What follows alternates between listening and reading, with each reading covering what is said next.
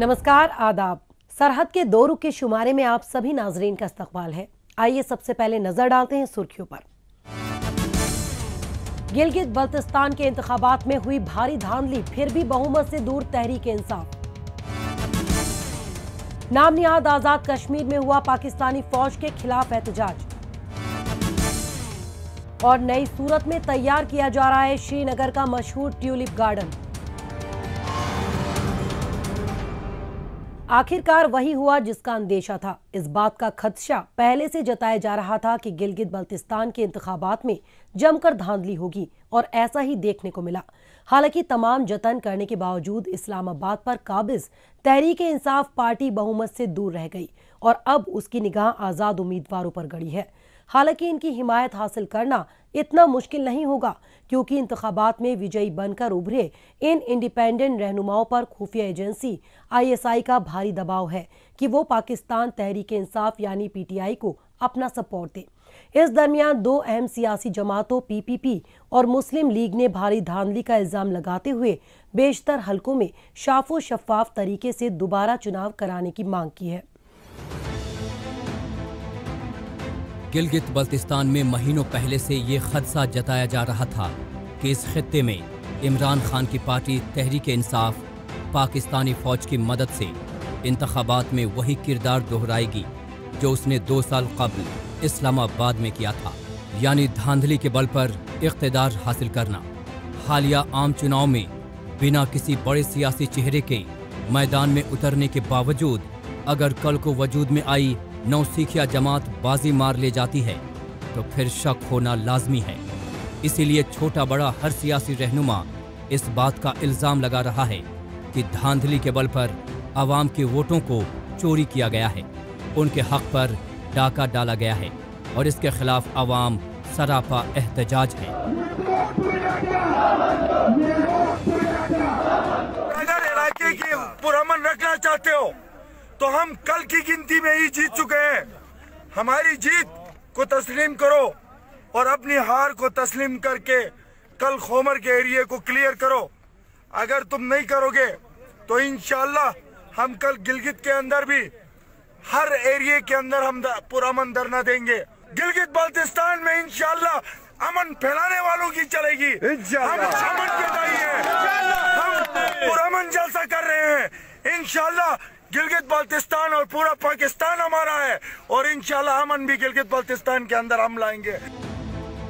पहली नजर में देखने पर ऐसा नजर आता है कि इंतखाबात में हुई तमाम धांधली के पीछे इख्तिदार जमात का हाथ है, लेकिन इस खेल की असली बाजीगर पाकिस्तानी फौज है, जो हर कीमत पर अपनी आंखों के तारे इमरान खान की पार्टी को हुकूमत सौंपना चाहते हैं।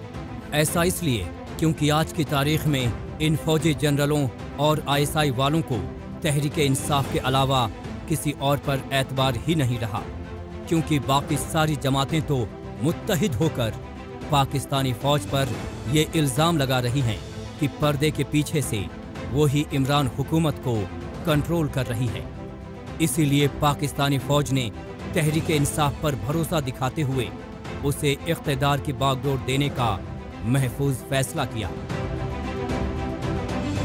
प्री पोल रिगिंग भी हुआ, जिसमें KKH पे सेंट्रल हुंजा और अपर हुंजा गलमित में KKH को ब्लॉक किया गया, जो कि स्ट्रेटजी के लिए KKH बहुत अहमियत का हामिल है, और इसकी KKH की इस्तिकामत भी मजरूह हो गया है। जैसा कि जनाब गंडापुर साहिब इस्लामाबाद से तशरीफ लाए, और इसके अलावा सैफुल्लाह नियाजी साहिब वो इस्लामाबाद से तशरीफ लाए, अरशद साहिब वो इस्लामाबाद से तशरीफ लाए, और रिटायर्ड कर्नल अमानुल्लाह साहिब जो कि सेक्रेटरिएट में मुलाजिम है, एक मुलाजिमत की हैसियत से वो अपना काम सर अंजाम देते हैं। ये सब लोग यहाँ तशरीफ लाए और उन्होंने कानून की धज्जियां उतार दी। चाहे गिलगित बल्तिस्तान हो या फिर नाम निहाद आज़ाद कश्मीर या फिर पाकिस्तान ही क्यों न हो, यहाँ दहाइयों से इंतखाबात में धांधली की रिवायत रही है, जो बदस्तूर आज भी जारी है। फर्क सिर्फ इतना रहा कि इस बार जिस तरह से बेशर्मी का मुजाहिरा करते हुए आवाम के जमहूरी हक पर डाका डाला गया, उससे पूरी कवायद पर ही सवालिया निशान लग जाता है। ऐसा इस बार ही देखने को मिला कि जो उम्मीदवार अंतिम राउंड की गिनती तक मुसलसल बढ़त बनाए हुए था। रिजल्ट आते आते जीत उसके हाथ से फिसल गई, और वो भी महज 2 वोटों से। इसे अंधेर नगरी का निजाम नहीं तो भला और क्या कहा जाए। किस अंदाज से इन आवाम का मैंडेट चोरी किया है, हम उसकी भरपूर मजम्मत करते हैं, और हम अपने हक लेने की हद तक, जब तक इंतजामिया इलेक्शन कमीशन रीपोलिंग का ऐलान नहीं करता, उस वक्त तक हमारा एहतजाज, हमारा ये जागना, हमारा ये धरना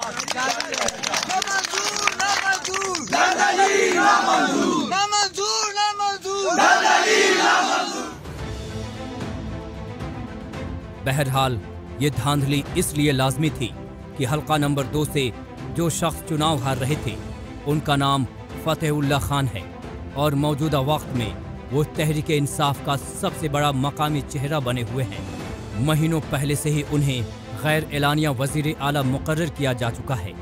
अब जिसे वजीर आला प्रोजेक्ट किया जा रहा हो और भला वही हार जाए तो फिर तो पार्टी के वजूद पर ही सवालिया निशान लग जाएगा।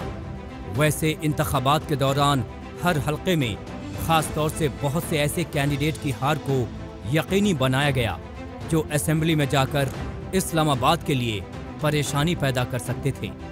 भारी मकबूलियत के बावजूद बलवारिस्तान नेशनल फ्रंट के नवाज खान नाजी सिर्फ 388 वोट से जीतने में कामयाब हुए, क्योंकि उन्हें हराने के लिए पूरी मशीनरी लगी हुई थी। इसी तरह एक और रहनुमा मौलाना सुल्तान रईस को हल्का नंबर 1 से जानबूझकर हराया गया। एक सेट के अंदर, एक तबके के अंदर हमारे जो पोलिंग स्टेशन थे वहाँ हमारे एजेंट्स को हरासा किया गया। खवातीन एजेंट्स के ऊपर जो है ना पिस्टल तान के उनको मजबूर किया गया और उनके सामने जाली वोट कास्ट किए गए। और बरमस के अंदर आपके सामने है कि बिजली की लाइन काट दी गई और गुंडे नौजवानों ने जो है ना अंदर जाके हमारी फीमेल खवातीन के साथ बदतमीजी की और जो है ना वोट जाली वोट पोल करने की कोशिश की। नॉर्मल के अंदर हमारे नौजवानों को पोलिंग एजेंट्स जो हमारे थे उनको सदकोप किया गया। एक को उठा के पुलिस ने थाने में बंद कर दिया।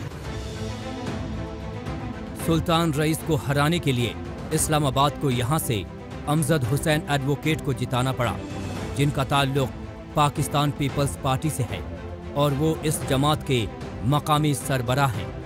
हालांकि अमजद हुसैन नगर की सीट पहले ही जीत चुके थे। इस तरह से वो 2 सीट पर फतह हासिल करने वाले वाहिद उम्मीदवार के तौर पर सामने आए। इससे ये बात साबित होती है कि पाकिस्तानी फौज किसी कौम परस्त को हराने के लिए किसी भी सियासी पार्टी का दामन थामने को तैयार रहती है। बहरहाल लाख सर पीटने के बावजूद तहरीक इंसाफ फिलहाल बहुमत से दूर है और अभी तक यहाँ हुकूमत का चेहरा साफ नहीं हुआ है। ये पाकिस्तानी फौज और आईएसआई के मुंह पर करारा तमाचा है।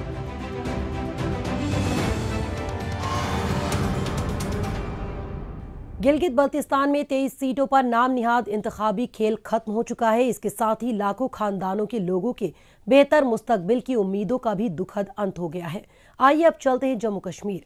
यहाँ जमहूरियत के इब्तिदाई सतह पर मकामी अवाम की हिस्सेदारी को यकीनी बनाने के लिए इंतजामिया काफ़ी संजीदा है। मुख्तलिफ अवामी नुमाइंदे अपने फ़र्ज को बखूबी अंजाम दे रहे हैं। ये लोग अपने अपने हल्का पंचायतों में घर घर जाकर लोगों के छोटे बड़े मसाइल का अजाला कर रहे हैं।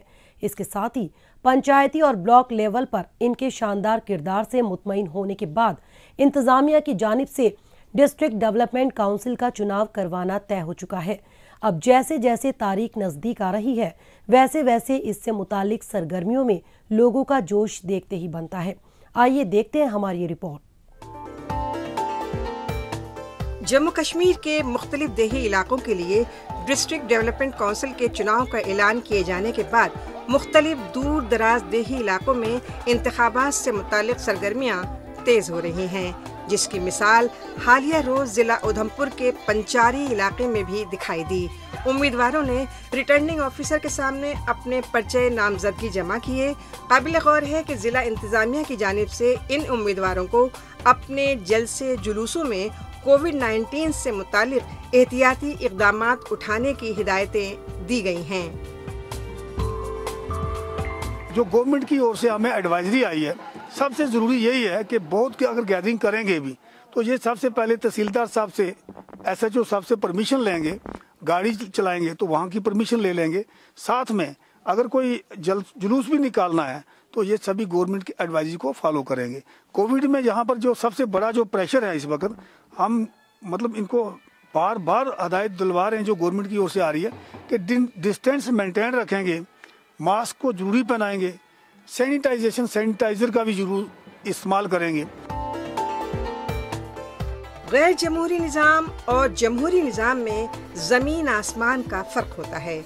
यहाँ कायम जमहूरियत में हर शख्स की अपनी ख़ास अहमियत होती है, उसकी हिस्सेदारी यकीनी होती है। जम्मू कश्मीर के मुख्तलिफ देही माहौल में चल रही इन चुनावी सरगर्मियों में यही बात उभर कर सामने आ रही है। जहाँ एक तरफ नए कैंडिडेट्स अपने ख्यालात और जोश व खरोश के जरिए अवाम की खिदमत के लिए आगे आना चाहते हैं, तो वहीं दूसरी जानिब मंझे हुए उम्मीदवार भी इलाके के लोगों में अपनी मजबूत पकड़ के भरोसे जीत का दावा करते दिखाई दे रहे हैं। एक विजन था, एक सोच थी कि अपने लोगों के लिए कुछ किया जाए, और इस इलेक्शन में मेरा उतरने का जो मेन मुद्दा भी यही था कि मैं अपने विजन को लेकर उतरा हूँ, मैं अपनी सोच को लेकर उतरा हूँ। और अगर ग्रास रूट डेमोक्रेसी मजबूत हो रही है, ग्रामीण लोकतंत्र जो मजबूत हो रहा है, तो उसके लिए ज़रूरी है कि अच्छे और जो बेहतर लोग हैं, जिनके पास अच्छी शिक्षा है, जिनके पास अच्छी सोच है, वो आगे आए। और मेरे भी जो साथी थे, मेरे गाँव के लोग थे, मेरे क्षेत्र के लोग थे, उन्होंने कहा कि आपको भी आगे आना चाहिए। तो मैं पहली बार जो है इस इलेक्शन में उतरा हूँ और मुझे जो है वो अपनी जिम्मेदारी का एहसास है। मैं पूरा प्रयास करूँगा, अगर जनता मुझे जनादेश देती है तो मैं प्रयास करूँगा कि जिस विजन, जिस सोच को मैं लेके चला था उसको पूरा करूं। जम्मू कश्मीर में पहली बार मुनक्किद होने वाले डिस्ट्रिक्ट डेवलपमेंट काउंसिल के इंतखाबात इस बात को वाज़ेह करते हैं कि ज़मीनी सतह पर मुख्तलिफ नुमाइंदों यानी पंचों और सरपंचों के जरिए मुकामी लोगों को मुख्तलिफ तरक्याती मंसूबों का फ़ायदा पहुँचाया जा रहा है, जिसकी मिसाल पीर पंजाल के पहाड़ी सिलसिलों में बसे कोट रंका बुड्ढल इलाके में मिल रही है, जहां चुने गए नुमाइंदे ज़मीनी सतह पर सूरत हाल का जायज़ा लेते दिखाई दे रहे हैं। गांव की तस्वीर में हो रहे बदलाव में अपना अहम किरदार अदा कर रहे हैं। लोगों की ज़रूरत के मुताबिक तामीर और तरक्की के काम पूरे किए जा रहे हैं। मसलन खते इफलास से नीचे ज़िंदगी गुजार रहे लोगों को पक्के मकान बनाने में माली मदद फराहम कराई जा रही है। बिजली की मुसलसल सप्लाई को यकीनी बनाया जा रहा है। ख़वातीन की सेहत के मद्देनज़र हर घर में रसोई गैस का कनेक्शन मुहैया हो रहा है। कच्चे रास्ते पक्की सड़कों में तब्दील किए जा रहे हैं। डेमोक्रेटिक सेटअप के जरिए आखिरी शख्स तक तरक्की का फ़ायदा पहुंचाया जा रहा है। हमारी पंचायत के अंदर बहुत सी डेवलपमेंट हुई है, जैसे कि PMAY के तहत या फिर जो ये कच्चे रास्ते थे नरेगा स्कीम के तहत। तो हमारे जो पंच सरपंच हजरात हैं उन्होंने मौजूदा वक्त में बहुत सी डेवलपमेंट जो है करवाई है यहाँ पे। तो काफ़ी लोग जो यहाँ के पिछड़े हुए थे, मकान नहीं थे उनके पास, कच्चे मकानों में रह रहे थे, तो उनके लिए हमारे पंच सरपंच हजरात जो हैं उन्होंने बहुत बड़ा कदम उठाया और उनके बहुत बड़ी हौसला अफजाई की है उनकी। एक या दो शख्स नहीं बल्कि पूरे मुआशरे के लोगों को एक साथ लेकर आगे बढ़ने के लिए जमहूरी निज़ाम अहमियत का हामिल है। इसके तहत आवाम की फलाह बहबूदी के लिए किए जा रहे मुस्बत इक़दामात से कोट रंका बुड्ढल इलाके समेत जम्मू कश्मीर के दूर दराज इलाकों के लोग भी बेहद खुश हैं। साथ ही अपने हक़ राय दही के जरिए पंचायती निज़ाम को मजबूत बनाने के लिए पुरुम्मीद हैं।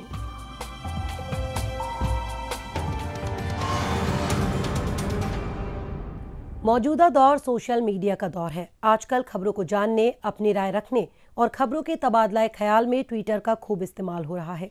तो आइए एक नजर डालते हैं कुछ अहम ट्वीट्स पर।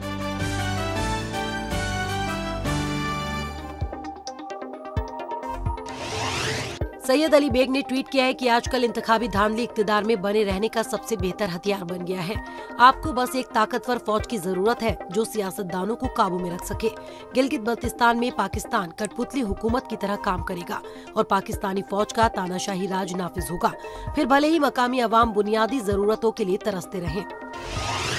उमेर आर कुरैशी ने ट्वीट किया है कि मैं मुजफ्फराबाद के मेडिकल कॉलेज में अंतिम साल का तालिबे इल्म हूँ। यहाँ 14 लोग कोविड-19 से मुतासिर हैं, जिनमें 3 HODs, 1 असिस्टेंट प्रोफेसर और 10 फाइनल ईयर के तलबा शामिल हैं। लेकिन हमारे प्रिंसिपल कोरोना के तई बिल्कुल भी संजीदा नहीं है। पामी टाइम्स ने ट्वीट किया है कि गिलगित शहर में इंतखाबी धांधलियों के खिलाफ लोगों ने जमकर एहतजाज किया। PPP कैंडिडेट जमील अहमद के हामियों ने PTI पर अपने उम्मीदवार फतेहुल्लाह खान को जिताने के लिए रिगिंग का इल्जाम लगाया। जम्मू कश्मीर 5 ने ट्वीट किया है कि श्रीनगर जिला इंतजामिया ने अहम मंसूबे के तहत तकरीबन 180 सरकारी स्कूलों को जदीद तरीन सहूलियात और तालीमी टूल्स मुहैया करवाकर अपग्रेड किया। डॉक्टर पीयूष सिंगला ने ट्वीट किया है कि जिला उधमपुर के मुख्तलिफ इलाकों में national animal disease control programme के तहत एनिमल हस्बेंड्री की मुख्तलिफ टीम टैगिंग व वैक्सीनेशन का काम पूरा कर रही है। तकरीबन 1,43,000 लाइव स्टॉक्स को वैक्सीनेट किया जा चुका है। जल्द ही मजीद 1 लाख मवेशियों को कवर किया जाएगा। कश्मीर पिवट ने ट्वीट किया है कि जिला बारामूला के गुलमर्ग और गांदरबल के सोनमर्ग में सीजन की पहली भारी बर्फबारी हुई। पाकिस्तान नाम निहाद आज़ाद कश्मीर को अपनी गुलामी में रखना चाहता है और इस इलाके के वसाइल का जबरन इस्तेहसाल करने के लिए अवाम पर मुसलसल तशद्दुद बर्पा करता रहता है। इंसानी हुकूक की पामाली तो यहाँ रोज का मामूल बन चुका है। ये एक ऐसा खित्ता है जहाँ पुरअमन एहतजाज करने वालों को भी झूठे मामलों में फंसाकर उन्हें सलाखों के पीछे ढकेल दिया जाता है। उन्हें इतनी अजियतें दी जाती हैं कि कई तो दम तोड़ देते हैं और जो बचते भी हैं तो उनका जहनी तवाजुन गड़बड़ा जाता है। लेकिन इसके बावजूद उन्हें कोई पूछने वाला नहीं। यही वजह है कि इस इलाके के अवाम में इस्लामाबाद और खास तौर से उसकी फौज के इन रवैयों और तशद्दुद आमेज बर्ताव को लेकर खासी नाराजगी है। नाम निहाद आज़ाद कश्मीर में पाकिस्तानी फौज और खुफिया एजेंसियों की बढ़ती बर्बरियत की वजह से कितने अफराद या तो जेलों में ही दम तोड़ गए या फिर जिंदा रहते हुए भी मौत से बदतर जिंदगी जीने को मजबूर हैं। सितम ज़रीफ़ी ये है कि सुप्रीम कोर्ट तक में इंसाफ की गुहार लगाने के बावजूद उन्हें किसी तरह की मदद नहीं मिलती। यही वजह है कि यहाँ जब भी पाकिस्तान मुखालिफ एहतजाज होता है तो उसमें पाकिस्तानी फौज और खुफिया एजेंसी ISI का जिक्र जरूर आता है। इसके पीछे वर्दी है, इसके पीछे वर्दी है। हालिया एहतजाज वजीर खारजा और पाकिस्तानी फौज के उस मुश्तरका बयान के बाद आया है जिसमें कहा गया है कि जल्द ही नाम निहाद आज़ाद कश्मीर में किसी कौम परस्त का कत्ल होगा। इसके पीछे वर्दी है, इसके पीछे वर्दी है, इसके पीछे वर्दी है। पाकिस्तान की DGISPR का सरबराह जनरल इफ्तार एक दरमियानी मखलूक के आदमी को जो पाकिस्तान का वजीर खारजा कहलाता है मसनूई अंदाज में गुफ्तगू करता है। उन्होंने कहा कि हिंदुस्तान इस खित्ते में तकरीरकारी करना चाहता है और बड़ी दिलचस्प बात कही कि आजाद कश्मीर के अंदर किसी कौम परस्त लीडर को और गलगा बल्तिस्तान में किसी मजहबी लीडर को मारना चाहता है। हमें पहले ही पता है हिंदुस्तान नहीं मारना। हिंदुस्तान ने मारना होता तो यासीन मलिक को मार देता, हिंदुस्तान ने मारना होता तो शबीर शाह को मार देता, हिंदुस्तान ने मारना होता तो अली गिलानी को मार देता। हिंदुस्तान ने नहीं मारना, तुम मारना चाहते हो, उनकी आड़ में मारना चाहते हो। नाम निहाद आज़ाद कश्मीर के अवाम एक तवील मुद्दत से पाकिस्तानी इंतजामिया और पाकिस्तानी फौज के जुल्म सहते आए हैं, क्योंकि यहाँ अपने हक के लिए आवाज़ उठाना भी बहुत बड़ा गुनाह है। एक मुहज़्ज़ब मुआशरे में हर किसी को अमन पसंद तरीके से अपनी बात रखने की इजाज़त है, लेकिन ये कायदा शायद पाकिस्तान के ज़ेरे इंतज़ाम इस खित्ते में लागू नहीं होता। पाकिस्तान हुकूमत के इसी जारिहाना रवैये को लेकर मुजाहिरीन ने कहा कि अब वक्त आ गया है कि नौजवान मुत्तहिद होकर आवाज़ उठाएं, और अगर पाकिस्तानी फ़ौज ने उन्हें कमज़ोर समझने की गलती की तो ये गलत फहमी उसी तरह दूर कर दी जाएगी जैसे कि मशरिक़ी बंगाल के लोगों ने 1971 में की थी।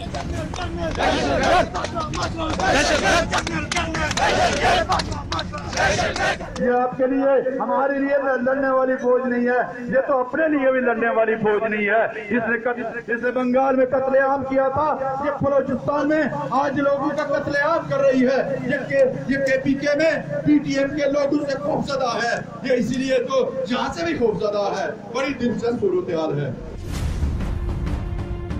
ये तल्ख सच्चाई है कि जमहूरी हुकूमत का ढोंग करने वाले पाकिस्तान पर गुज़िश्ता 73 साल से पाकिस्तानी फौज और खुफिया एजेंसियां अपनी मुतवाज़ी हुकूमत चला रही हैं और बगैर उनकी रजामंदी के यहाँ कोई भी पॉलिसी नहीं बन सकती। फौजी जनरल पाकिस्तानी हुक्मरानों की आड़ में खुलेआम बदउनवानियां और गलत पॉलिसी नाफिज कर रहे हैं, जिसका खामियाजा अवाम को भुगतना पड़ रहा है। इसकी सबसे बड़ी मिसाल है पाकिस्तान के कई सूबे जहां पाकिस्तानी फौज दहशतगर्दी के खात्मे का दिखावा करते हुए फौजी ऑपरेशन कर बेगुनाह अफराद को टारगेट किलिंग्स का निशाना बना रही है। न सिर्फ नाम निहाद आज़ाद कश्मीर में बल्कि पाकिस्तान के सूबों में भी अक्सर पाकिस्तानी फौज के मजालिम देखने को मिलते हैं। बच्चों और खवातीन को भी फौज के जरिए निशाना बनाया जाता रहा है। ये कश्मीरी शोहदा के खून को बेच रहे हैं, ये कश्मीरियों से गद्दारी कर रहे हैं। और अगर कश्मीर के अंदर पाकिस्तान के खिलाफ कोई बगावत या गम व गुस्सा या नफरत पैदा होती है तो उसकी जिम्मेदार इमरान खान की हुकूमत और फौजी जनता है। नाम निहाद आज़ाद कश्मीर में संगीन सूरत हाल को लेकर बैनुल अक़वामी बिरादरी और खासकर इंसानी हुकूक इदारों में भी तशवीश बढ़ रही है। यही वजह है कि पाकिस्तानी हुकूमत बैनुल अक़वामी बिरादरी को गुमराह करने के लिए वक्तन फ़वक्तन उन्हें बुनियादी सहूलियात देने के दावे और वादे करती आई है, पर इन वादों के बरअक्स अवाम अब आर पार की लड़ाई लड़ने का मंसूबा बना चुके हैं।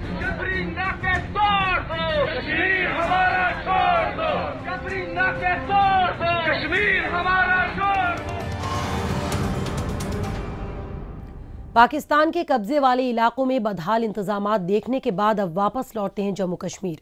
यहाँ इंसानी तरक्की के साथ साथ आसपास के माहौल को साफ सुथरा और खूबसूरत बनाने के लिए जम्मू कश्मीर इंतजामिया काफ़ी संजीदा है। यहाँ के जर्रे जर्रे को कुदरत ने अपनी बेपनाह खूबसूरती से नवाजा है, जिसकी खूबसूरती में इजाफा करने के लिए महकमा बागवानी कार फरमा है। इसकी बानगी हालिया दिनों श्रीनगर के ट्यूलिप गार्डन में दिखाई दे रही है।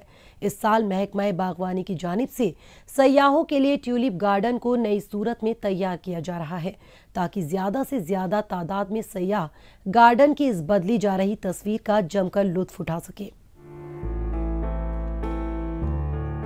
ये है श्रीनगर का ट्यूलिप गार्डन, जो बरसा बरस से मुल्की और बैरूनी ममालिक के सयाहों की कशिश का मरकज बना हुआ है। हर साल रंग बिरंगे ट्यूलिप फूलों से सजे गार्डन में सयाह और शायकीन भरपूर लुत्फ उठा सकें, इसके लिए महकमा बागबानी काफी संजीदगी से अमल पहरा रहता है। दुनिया भर में मशहूर इस बाग में मुख्तलिफ रंगों के फूल खिलें, इसके लिए महीनों पहले तैयारियां शुरू हो चुकी हैं, जिसमें फूलों के बेड्स तैयार करने जैसे अहम काम भी शामिल हैं। इस वक्त बेड प्रिपरेशन हो रही है। पहले हमने सिंपल ट्रैक्टराइजेशन की, उसके बाद ट्रैक्टराइजेशन के बाद FIM इसमें मिलाया गया है, उसके बाद ये फर्टिलाइज़र्स लगाए हैं, फिर उसके बाद बेड प्रिपरेशन एंड डिज़ाइंस, क्या रेस्पेक्टिव डिज़ाइंस हमें बनाने हैं वो हम करते हैं। उसके लिए मिट्टी जितनी फ्राइबल होगी, सॉफ्ट होगी, वेल टिल्ड होगी, उतना ही नेक्स्ट जो ट्यूलिप शो है उतना सक्सेसफुल रहेगा। दुनिया भर में श्रीनगर में वाक़े Indira Gandhi memorial tulip garden को आमतौर से लोग ट्यूलिप गार्डन के नाम से जानते हैं। इंतजामिया की जानिब से इन दिनों गार्डन को संवारने और वसी करने का काम मुकम्मल किया जा रहा है। जगह जगह जमीन की पैमाइश और मुअय्यना जगहों पर फूलों की क्यारियां तैयार की जा रही हैं। इस काम में कई अहम बातों का ख्याल रखना जरूरी होता है। इसलिए यहाँ पर कामगारों के साथ बागबान भी काम में मसरूफ हैं। ट्यूलिप गार्डन का बुनियादी इसका डिज़ाइन और जो बेड क्यारियाँ बना रहे हैं, खाद डाल रहे हैं, रेत डाल रहे हैं, सब कुछ इसी पे डिपेंड है। जब आज अच्छा होगा तो अगले सीज़न में ये शो अच्छा हो जाता है। तो किस तरह का आज आप काम कर रहे हैं? आज तो हम बहुत सारे लोग इधर इकट्ठे काम कर रहे हैं, ज़मीन तैयार कर रहे हैं, रेत डाल रहे हैं, खाद डाल रहे हैं, डिज़ाइनिंग कर रहे हैं। बहुत सारे अफसर हमारे वो साथ साथ रहते हैं, दिखाते हैं कैसे कैसे करते हैं, तो इसीलिए कि ट्यूलिप शो जो अगले आने वाला है वो अच्छा रहे। बरसों से कश्मीर की पहचान दुनिया के सबसे खूबसूरत सयाहती मकामात में होती आई है, जहां पर बड़ी तादाद में लोग सैर व तफरीह और कुदरत के खूबसूरत मनाजिर से लुत्फ़अंदोज़ होने के लिए पहुंचते हैं। यही वजह रही कि इस गार्डन को मौसम बहार के लिए तैयार करने में महकमे के अफसरान और अहलकार पूरी जांफिशानी के साथ सरगर्म हैं। काबिल गौर है कि वादी की आबो हवा और मिट्टी ट्यूलिप फूलों के लिए मुआफिक मानी जाती है और अक्टूबर से लेकर नवंबर का महीना ट्यूलिप के लिए जमीन तैयार करने के लिहाज से बिल्कुल सही वक्त माना जाता है। आजकल हम तैयारी कर रहे हैं ट्यूलिप्स लगाने के लिए, और ये खाद वाद जो एनिमल है ये लगाते हैं हम आज ज़मीन पर लगाते हैं। ये आप देख रहे हैं जो हो रहा है, तैयारी कर रहे हैं हम, डिज़ाइन बना रहे हैं, बेड बना रहे हैं, और अगले साल की ये तैयारी हो रही है। कश्मीर जो न सिर्फ अपने मुख्तलिफ खूबसूरत बागात और हसीन वादियों के लिए मशहूर है, बल्कि इंतजामिया की जानिब से इनके बेहतर रख रखाव के लिए भी जाना जाता रहा है, जिसमें श्रीनगर का ये ट्यूलिप गार्डन भी शामिल है, जो यहाँ आने वाले हर सयाह को कुदरती खूबसूरती के सबब बार बार आने के लिए राग़िब करता है।